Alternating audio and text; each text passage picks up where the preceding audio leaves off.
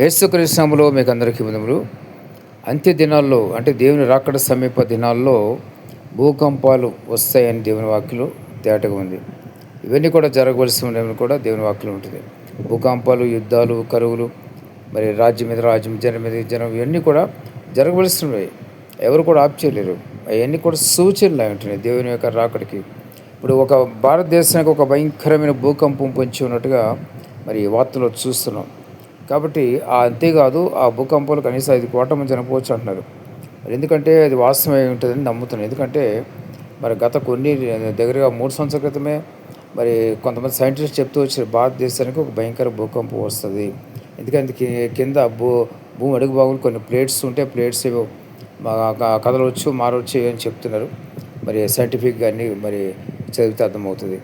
అయితే అదొకటే కాకుండా మా బాబా వంగ అని ఒక ఆమె ఉన్నది, బల్గేరియన్.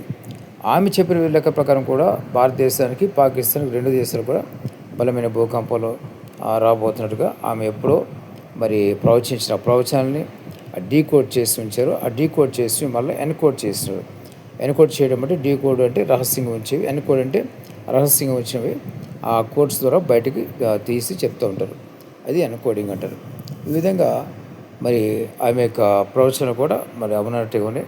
అంతేకాకుండా ఈ మధ్యకాలం యూట్యూబ్లో కొంతమంది చెప్తున్నారు, రాసి పెట్టుకోండి ఫలానా విధంగా జరగబోతుంది, రాబోతుంది విపత్తులు అనేసి కొంతమంది ఈ మధ్య యూట్యూబ్లో చెప్తున్నారు. ఎటు చూసిన అందరూ కూడా మరి కీడే చెప్తున్నారు, కానీ మేలు జరుగుతుందని ఎవరు చెప్పట్లేదు. మరి 2026 మరి ఈ సంవత్సరంలో చాలా భయంకర విపత్తులే ఉంటాయని కూడా చాలామంది చెప్తూ వచ్చినారు.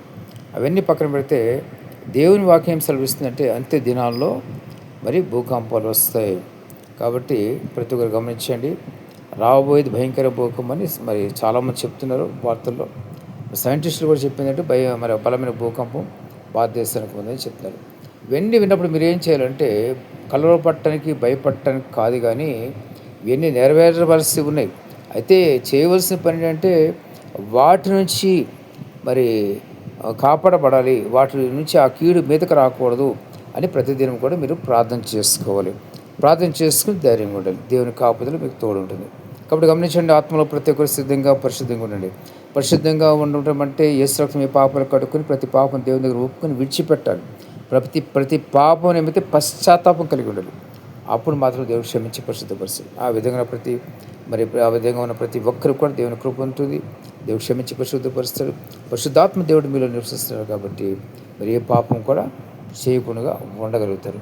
దేవుడి మాట దీవించి ఆశీర్వదించుగాక. ఆమేన్.